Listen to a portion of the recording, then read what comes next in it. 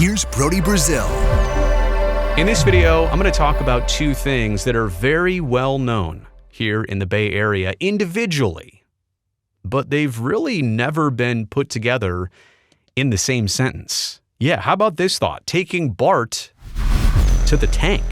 I mean, BART has been around for many decades.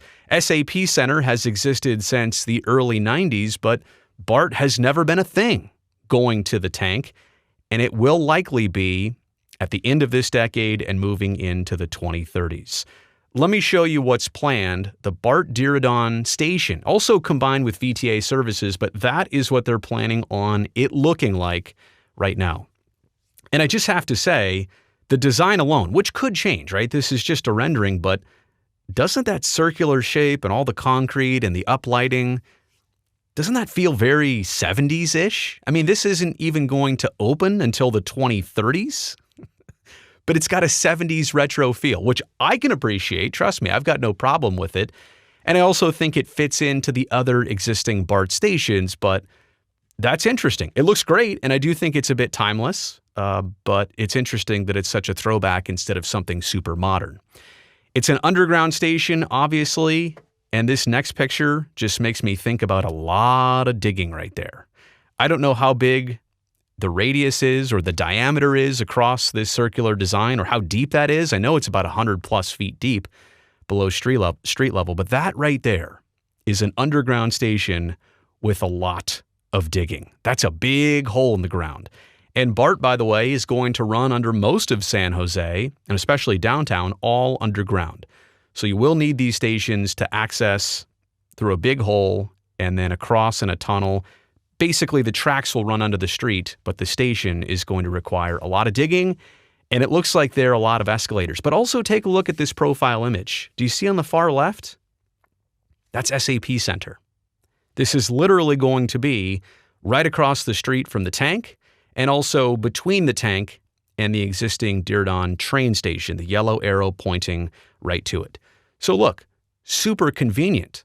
The thought of living in Fremont now, or Oakland, or Berkeley, and being able to take public transportation straight to SAP Center, that is fantastic. That is opening up a huge gate to the rest of the Bay Area to get to Sharks games in an easy fashion. Now, let me just say, the rest of this area is bound to look entirely different within the next decade plus, and we do need to talk about that, and we will later on in this video. But in a sense of convenience and opportunity for this building, sure, it does look great. And it's all part of this existing expansion. I remember when BART just went to Fremont and stopped right there. And then the Irvington Station, which is planned, and then the Warm Springs and South Fremont Station. Eventually we get to Milpitas. And then two summers ago, Berryessa and the North San Jose Station. That opened in 2020, I want to say. With the expansions here for 28th Street / Little Portugal, a downtown San Jose BART station, the Diridon Station, and eventually this line terminating in Santa Clara. How weird is that going to be on BART? This is a Santa Clara station train. Never thought I'd hear that in my days. And here we go with the expansion by phase. Phase 1 started in 2009, finished in 2017. Phase 2 from 2012 to 2020.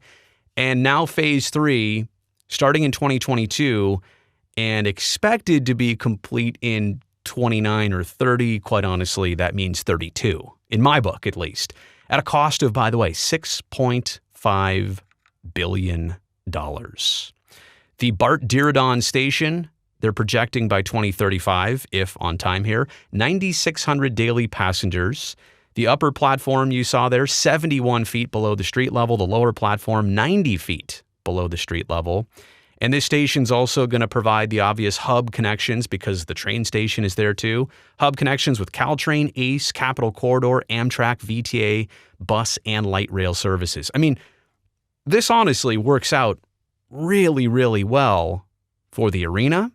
It works out really well for the existing public transportation services. This is going to be great to have it all in one place. But all of this is also going to be surrounded by a huge project, which, yeah, is part of putting this station here and centralizing everything. I get it. But we do need to just kind of conclude this video with the prospect of SAP Center and its surrounding neighborhood drastically changing quickly.